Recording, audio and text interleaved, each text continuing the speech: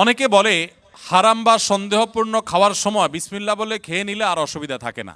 কথাটি সত্য কিনা? এটা হলো 2 নম্বর মুসলমান যারা, এরা সাধারণত কোনো কিছু হারাম কিন্তু ডাইরেক্ট হারাম খাইতেও আবার ইতস্তত বোধ হয়, এটাকে নিজের জন্য হালাল করার জন্য একটা বুদ্ধি বাইর করছে, এটা ভাই বিসমিল্লাহ বলে খেলে কোনো অসুবিধা নেই। অনেক ডায়াবেটিসের রোগী আছে, তার জন্য মিষ্টি খাওয়া নিষেধ, কিন্তু সে এটা খাওয়াকে হালাল করার জন্য এই মাসালা বাইর করে বলে আরে বিসমিল্লাহ বলে খেলে কিছু হয় না। তো এগুলো সবগুলা মন গড়া ফতোয়া এবং এগুলো মোটেও সঠিক কোনো কথা নয়।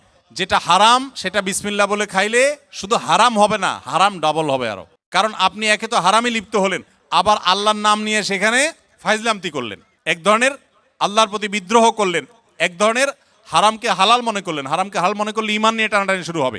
এই জন্য ভাই কোনো কিছু সন্দেহপূর্ণ মনে হলে ওটা অ্যাভয়েড করতে হবে এবং হালার দিকে যেতে হবে। নবী সাল্লাল্লাহু আলাইহি সাল্লাম বলেছেন, দা মা ইউরিবুকা ইলা মা লা ইউরিবুক, তোমার যেটা সন্দেহ হয় ওটা বাদ দিয়ে যেটা সন্দেহ হয় না সেই জায়গায় তোমাকে যেতে হবে।